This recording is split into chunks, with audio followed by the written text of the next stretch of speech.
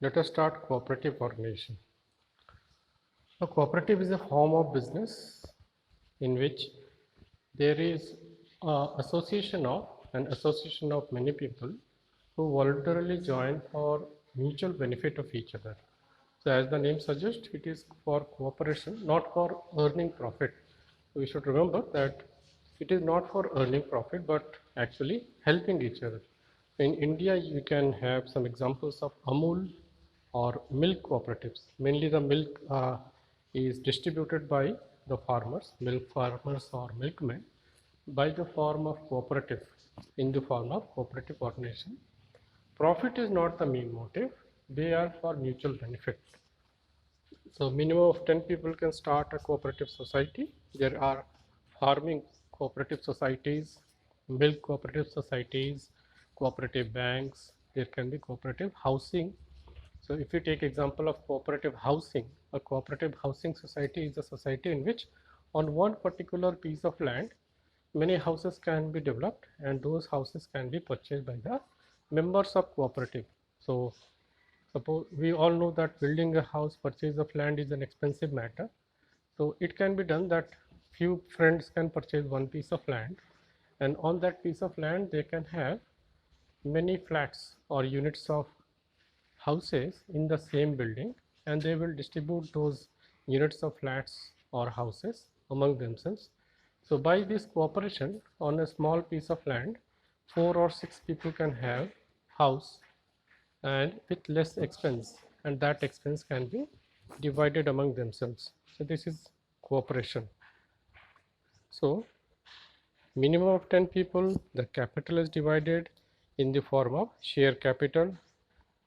Definition by Indian Cooperative Societies Act. Cooperative organization is a society which has its objectives for promotion of economic interest of its members in accordance with cooperative principles. So Indian Cooperative Societies Act was passed in 1912, and from that period only cooperatives were started to be formed. In India, for the first time, cooperatives were formed for milk. It is a major development for milk processing and distribution. Cooperatives were formed and it was very successful in India.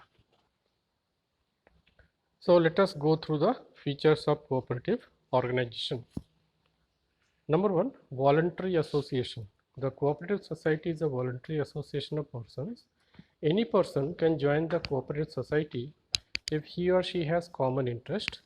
For example, any farmer can join the agricultural society, or any consumer can join the consumer society. The members can leave the society whenever they desire, so by giving a notice. So many farmers can have a cooperative society for mutual benefit of each other. For example, many farmers are producing agricultural output at one particular village. They can form one cooperative society, and for their marketing of the crops that they have produced, they can form a society, because what happens that traders will purchase the output from the farmer individually at very low prices, and individually the farmers are very poor, they are not influential in the market, and they sell the output to the traders at very low rate. But when all the farmers form a cooperative society and decide not to sell the output at low prices, and they will themselves decide the price, so the trader cannot purchase the output from the farmers individually, he will be compelled to give a fair price to the farmers. This is the benefit of a cooperative society. So this is a voluntary association, can be made by the farmers or people themselves. There is no restriction on entry or exit of members. They can join or leave the cooperative organization in their own will or wish. The membership is open to all members, irrespective of their caste, creed, and religion. So on the basis of mutual benefit, they can form a society, not on the basis of any caste or religion. Legal status. It is compulsory for cooperative society to get itself registered under Cooperative Societies Act. So to form a cooperative society, it is compulsory for registration. Without registration, any cooperative society will not be valid. After registration, it is a separate legal entity and it will have its members, and it can sell and purchase property in its own name just like a company and enter into contracts. So death of the member or insolvency or incapacity of any member will not affect the society, and the society can run forever. So as in case of Amul in India or Lijjat Papad, that is also a women's cooperative society in which various women are the members, and that is continuing in India for a long time. Limited liability. The liability of members of cooperative society is limited to the extent of amount contributed. That means the share capital. So whatever is the share capital of a member, he is liable to that amount only. Beyond that, he will not bear the loss. So we can have a loss of maximum the amount that we have invested as a capital. Control. The control is in the hand of a managing committee, and it is elected by the members by voting. So normally every year voting takes place in a cooperative society, and all the members vote and elect their representatives, and their representatives form a managing committee. So there are many people in that, and they run that cooperative society when they win the elections. Service motive. The main motive of cooperative society is to provide service to its members, not earn profit. This is a major difference between a company or other businesses, although it is also a business, but it is a different type of business in which mutual benefit is more important rather than earning profit. Earning profit is secondary motive and not the main motive of cooperative organization. So many people can have a cooperative shop also, in which the members will only get a card and they will purchase with the help of that card, and that particular cooperative shop will purchase goods from the wholesale market, so that goods could be purchased at very low price and that will be distributed among the members. Equal voting rights. The cooperative societies work with democratic principle of one man, one vote. All the members get only voting right irrespective of capital contributed by them. So if your capital is 10 lakh, then also your voting right is 1. If your capital is 1 lakh, then also your voting right is only 1. So you can give only 1 vote. So the person who has 1000 shares or 10 shares will get only 1 voting right, as in case of a company. Merits. Let us see what are the merits. The advantage of cooperative organization are equal voting rights.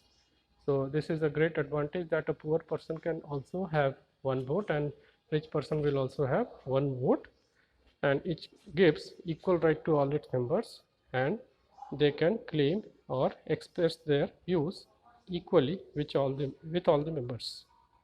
Now, limited liability.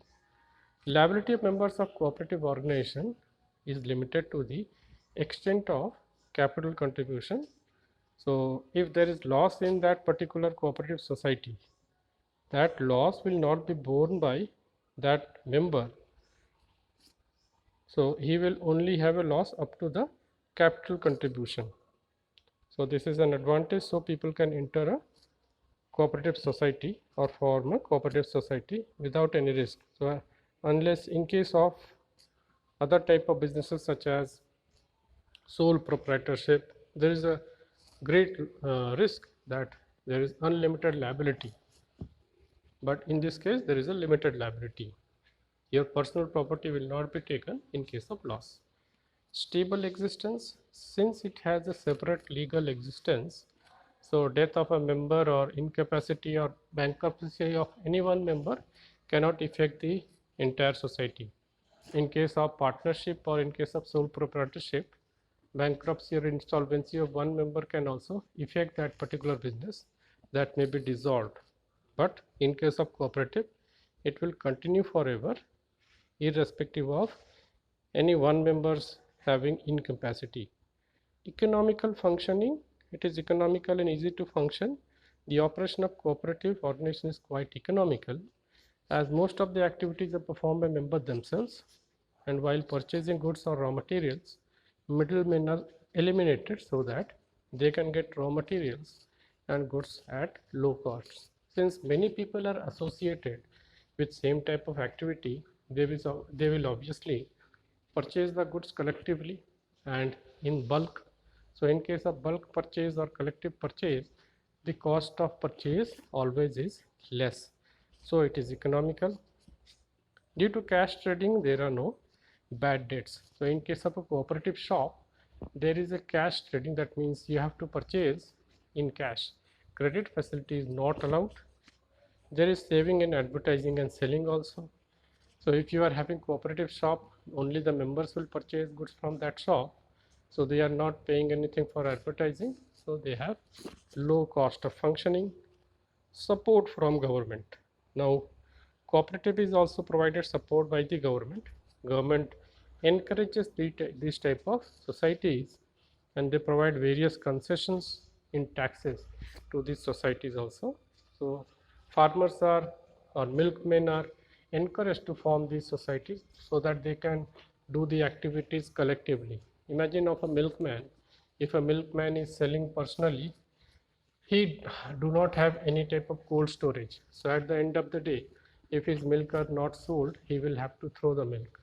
But if all the milkmen form a milk cooperative, they can have a chilling center, and in that chilling center they can keep the milk that is remaining, and it can be kept for many days and then converted into many milk product and can be sold for many days. So there is savings or great savings in case of such type of cooperative. So government supports it. Government offer loan at low rate of interest and easy terms to these type of societies. Easy to form. The formation of cooperative society is easy to form. So only 10 adult members having common interest. So of common type of activity or common type of occupation, people can form a cooperative society and they can run it. So registration process is very simple and no legal formalities are required. Open membership, anyone can enter that cooperative society and anyone can go out of that cooperative society anytime, and the membership is not restricted to any type of caste or religion. So any person having common interest can become the member, and if they feel that they are not having benefit in that society, they can go out of the society also. So these are about the merits of cooperative society. In the next class we will discuss demerits of cooperative organizations. Thank you.